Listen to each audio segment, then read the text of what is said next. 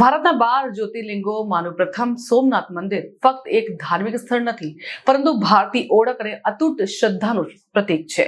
ઇતિહાસમાં પાછળ ફરીને જોવામાં આવે તો ખબર પડે છે કે આ મંદિરે એટલા ઉતાર ચઢાવનો અનુભવ કર્યો છે જેટલા કદાચ બીજા કોઈ સ્મારકમાં થયા નથી.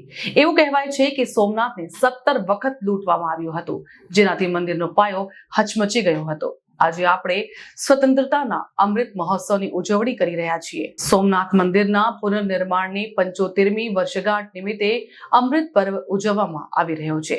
વડાપ્રધાન નરેન્દ્ર મોદીએ આ પવિત્ર ભૂમિની મુલાકાત લીધી હતી અને સોમનાથ મંદિરમાં સમારંભમાં હાજરી આપી હતી.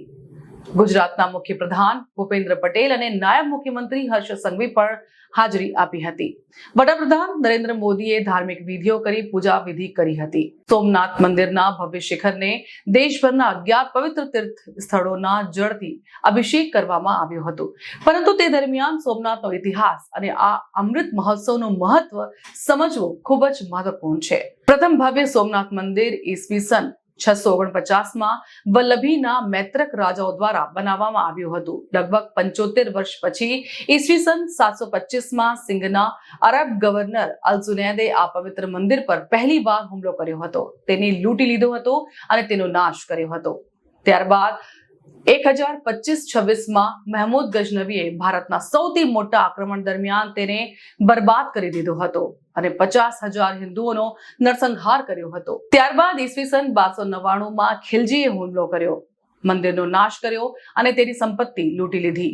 ત્યારબાદ સોમનાથ મંદિર જફર ખાન અને પછી મહમૂદ બેગડાનો ક્રોધનો ભોગ બન્યો. ઈસવીસન 1665માં ઔરંગઝેબે મંદિર તોડી પાડવાનો આદેશ આપ્યો. ત્યારબાદ તેણે 1706માં હિન્દુઓને ત્યાં પૂજા કરતા અટકાવવા માટે ફરીથી હુમલો કર્યો. દરમિયાન ઈસવીસન 1783માં ઇન્દોરના મહારાણી અહિલ્યાબાઈએ ખંડેર મંદિરની નજીક એક નવું મંદિર બનાવ્યું, જેને જૂનું સોમનાથ મંદિર કહેવામાં આવ્યું હતું.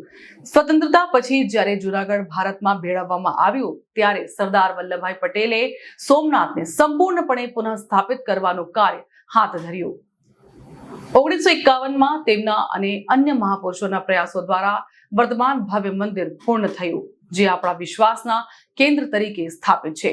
આમ આક્રમણકારો દ્વારા અસંખ્ય હુમલાઓ અને સોમનાથના વૈભવને નષ્ટ કરવાના અનંત પ્રયાસો છતાં સોમનાથ સનાતન ધર્મની ચેતનાના પ્રતીક અને એક મહાન સાંસ્કૃતિક વારસા તરીકે સ્થાપિત છે.